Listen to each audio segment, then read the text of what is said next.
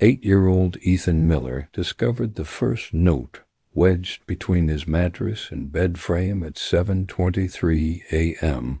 on a Tuesday morning, the handwriting neat and childish and completely unfamiliar, the paper yellowed like something that had been waiting there for years, despite the fact that his mother had changed his sheets just yesterday.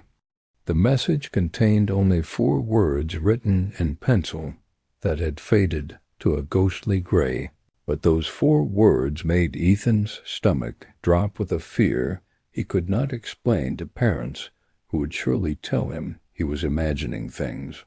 The note said, "See you tomorrow, friend," and when Ethan showed it to his mother with trembling hands, she examined the paper and the handwriting and the strange yellowed quality of the material, and concluded that her son must have written it himself during some forgotten game and simply did not remember. But Ethan knew he had not written the note. He knew because the handwriting, while childish, was not his handwriting. The letters formed with loops and curves that his own hand had never learned to produce. He knew because the paper felt wrong beneath his fingers, too thin and too old and too fragile for anything from his own collection of school supplies.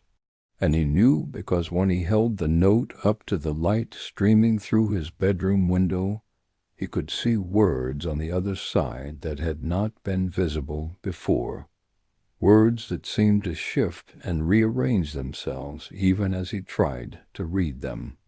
His mother dismissed his concerns with the gentle condescension that parents reserved for childhood fears they considered irrational, assuring him that notes did not appear by themselves and that the explanation was certainly something ordinary that he had simply forgotten. His father examined the paper with slightly more seriousness, but reached the same conclusion, suggesting that perhaps one of Ethan's friends had slipped it under his bed during a recent playdate as a joke. But Ethan had not had any friends over in weeks, and none of his friends wrote like that anyway, and the wrongness of the situation continued to press against his awareness like a splinter he could not remove. He threw the note away that morning, burying it deep in the kitchen trash beneath coffee grounds and breakfast scraps, wanting it gone from his possession and his thoughts. School provided distraction, the ordinary demands of third-grade existence, pushing the mysterious message to the back of his mind where it lurked without demanding attention. He played at recess and answered questions in class and ate lunch with friends who had no idea that something strange had happened in his bedroom, something that felt like the beginning of a story whose ending he did not want to reach. The second note appeared the following morning, tucked under his pillow where his hand discovered it, the moment he began to rise from sleep. The paper was identical to the first, yellowed and fragile, and wrong in ways that his 8-year-old vocabulary could not articulate. The message was longer this time, the same ghostly pencil-forming words that Ethan read with a dread that made his breakfast taste like ash when he finally forced himself to go downstairs. "I told you I would see you today," the note read. "Now you know I keep my promises. Tomorrow we will play together. I have been waiting so long for a friend like you." Ethan did not show this note to his parents, understanding already that they would not believe him, that they would manufacture explanations that let them continue believing the world operated according to rules they understood. He hid it instead, folding the fragile paper carefully and placing it in a box beneath his desk where he kept his most private possessions. He wanted evidence, wanted proof that would accumulate until even adults could not dismiss what was happening. But he also wanted to understand who was writing to him, what they wanted, why they had chosen him among all the children in all the bedrooms in the world. That night Ethan could not sleep. He lay in his bed with eyes wide open, staring at the ceiling, listening for any sound that might indicate someone entering his room.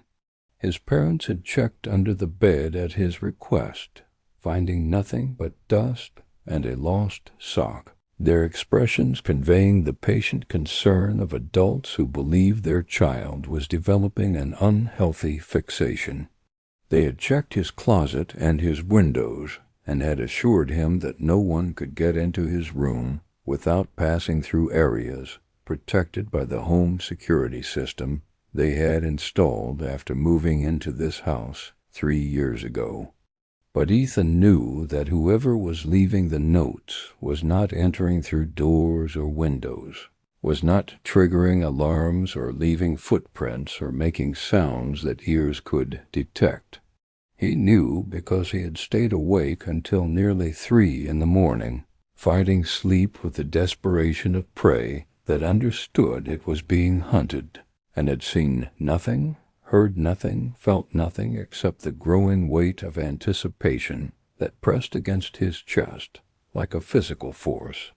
And when sleep finally claimed him, despite his resistance, dragging him down into dreams that felt more like surveillance than rest, he knew he would wake to find another message waiting. The third note was not under his pillow or beneath his mattress, but lying on his chest when he opened his eyes, positioned directly over his heart as if placed there by hands that had hovered inches above his sleeping face. The paper was colder than the room should have allowed, frost crystals forming at its edges, despite the warmth of his body beneath it. The message this time was brief but devastating in its implications. "You fell asleep," it read. "I watched you dream. Your dreams are so interesting. Tomorrow we will meet for real." Ethan screamed, a sound that brought his parents running from their bedroom down the hall, their faces shifting from annoyance to concern to fear as they saw their son sitting upright in bed, clutching a piece of paper that seemed to glow faintly in the morning light. He showed them the note, showed them the frost that had not yet melted, showed them the terror in his eyes that could not be faked or manufactured by a child seeking attention. And for the first time, his parents looked at each other with expressions that suggested they were beginning to believe something beyond explanation was happening to their son. His father examined the paper with hands that trembled slightly, studying the handwriting, the yellowed quality, the words that spoke of watching and waiting and meeting. His mother held Ethan close and stroked his hair and whispered assurances that felt hollow even as she spoke them. They decided together that Ethan would not sleep in his room that night, that he would stay with them in their bed where they could protect him from whatever was leaving these messages. They did not call the police because what would they report? Notes appearing from nowhere, intruders who left no trace, a child being stalked by someone who seemed to exist outside the normal rules of physical reality. The fourth note appeared anyway, slipped beneath the pillow of the master bedroom while all 3 of them slept, discovered by Ethan's mother when she reached for her phone in the morning and felt paper crinkle beneath her searching fingers. She read it silently at first, her face draining of color, her breath catching in her throat, before handing it to her husband with hands that shook so violently the paper rattled like a dying leaf. The message was longer than the previous ones, more detailed, more intimate, in ways that made both parents feel violated on behalf of their son. The note said that hiding would not help, that distance was meaningless to someone who did not travel through space the way humans understood travel. It said that Ethan had been chosen because he was special, because he could see things that other children could not, because his dreams contained doors that other minds kept permanently closed. It said that tomorrow had arrived, that today was the day they would finally meet that the writer had been preparing a special place for Ethan to visit, a place where they would play together forever without parents interrupting or clocks measuring or the sun ever rising to end their games. Ethan's parents did not send him to school that day. They did not leave the house. They spent hours on the phone with police who took reports but could offer no meaningful assistance, with child psychologists who suggested the notes might be a manifestation of anxiety or imagination, with locksmiths who changed every lock and security companies who added cameras that would record every angle of every room. They created a fortress around their son, barriers of technology and attention and parental determination that they believed would be sufficient to protect him from whatever threat they still did not fully understand. But Ethan understood something his parents did not, something the notes had communicated through implication rather than direct statement. The writer was not outside trying to get in. The writer had always been inside, had been there since before the family moved in, had been waiting in spaces that existed between the walls and beneath the floors and within the dimensions that human senses were not equipped to perceive. The cameras would not capture it. The locks would not stop it. The only question was what would happen when tomorrow finished becoming today. The house felt different as afternoon faded toward evening, shadows gathering in corners with unusual density, temperatures fluctuating in patterns that the thermostat could not explain. Ethan sat between his parents on the living room couch, television playing programs none of them were watching, their attention focused on the security monitors that showed empty rooms and undisturbed hallways. Nothing moved, nothing changed, but the feeling of being watched intensified with each passing minute, the sensation of eyes observing from somewhere just outside the range of vision. The lights went out at 8:47 p.m., every bulb in the house extinguishing simultaneously, despite being connected to circuits that should have failed independently, if at all. The security system went silent, its backup battery apparently drained by something that required more power than technology was designed to contain.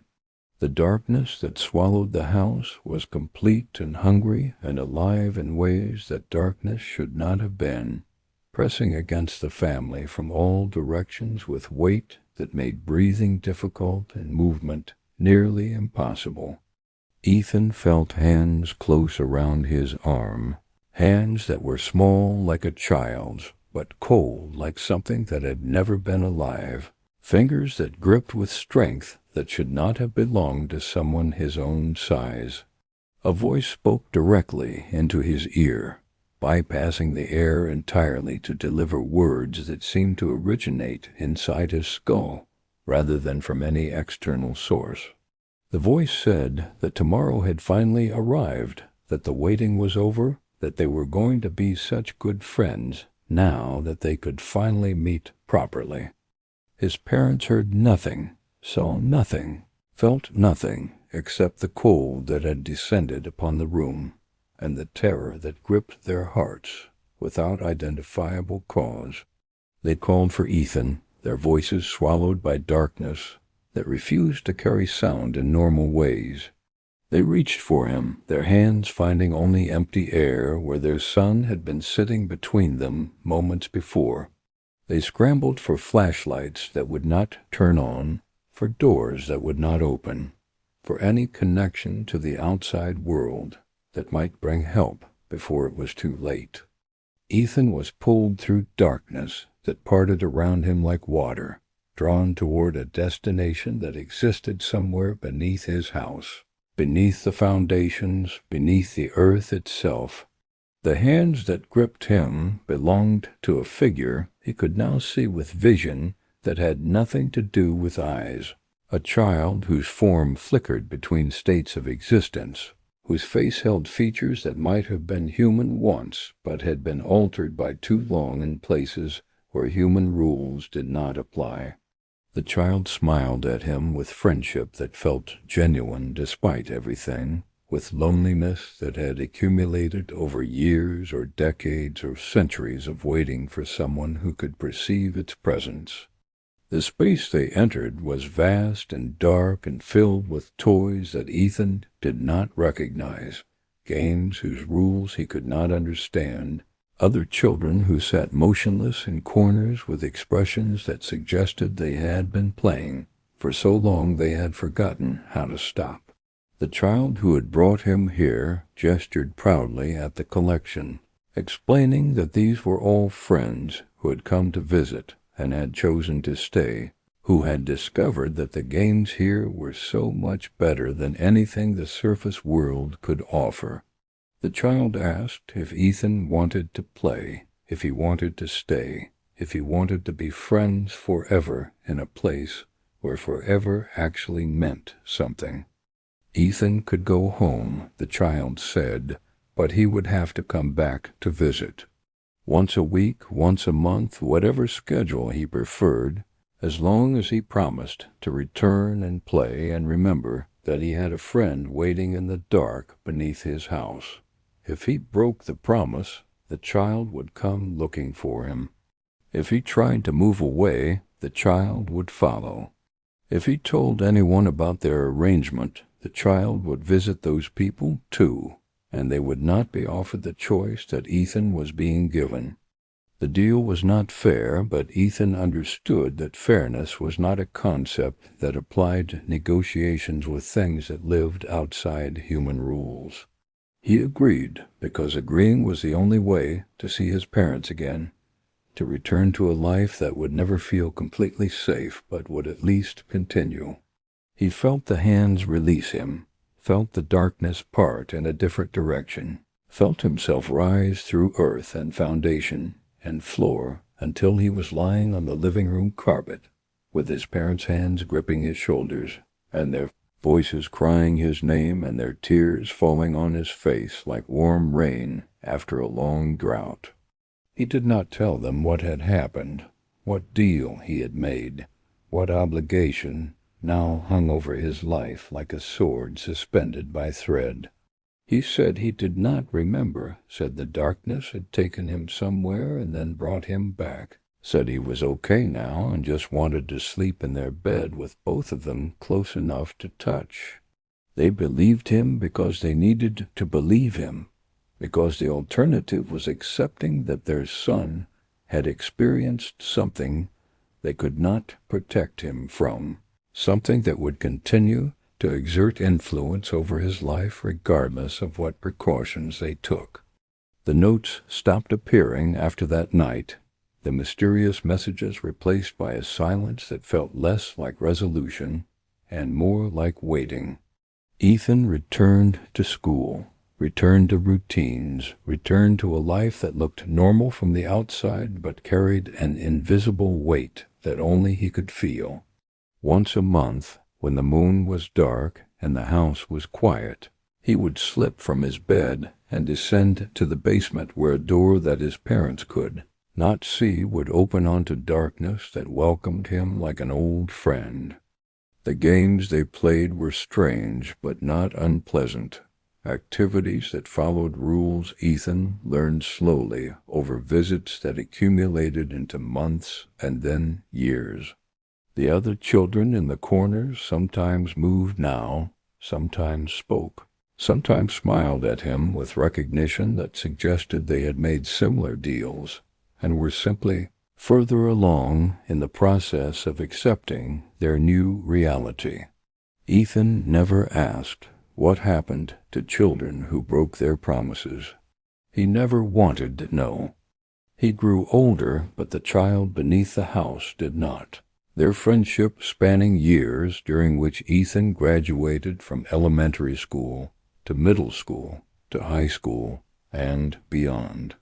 His parents never discovered the truth, never found the door, never understood why their son sometimes disappeared on dark moon nights and returned in the mourning with dirt beneath his fingernails and exhaustion in his eyes.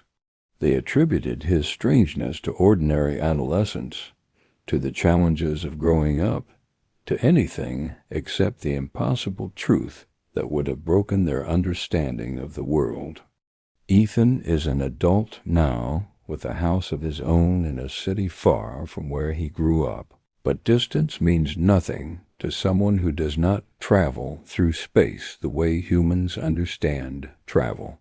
The notes still appear sometimes, not under his pillow anymore, but in places he will definitely find them. Reminders of a promise made in childhood that has no expiration, no escape clause, no mechanism for release. The handwriting has not changed. The paper is still yellowed, and the message is always the same. See you tomorrow, friend. The door is always waiting. The games never end. And somewhere in the darkness beneath foundations that have nothing to do with the house above them, a child who has been waiting for too long finally has a friend who will never leave, who can never leave, who will keep their promise forever because the alternative is too terrible to contemplate. Some friendships are chosen, some friendships are offered, and some friendships are the price we pay for doors we should never have been able to see.